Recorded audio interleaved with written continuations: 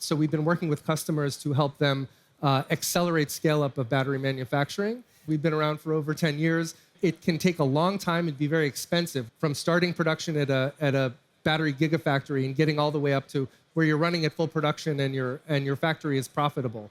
What we're doing is to help companies accelerate across that transition as everyone's trying to scale and finding it a lot more difficult than they anticipated. There's a whole bunch of different parameters that you have to fine-tune and in order to get those batteries to be acceptable quality at the end of line.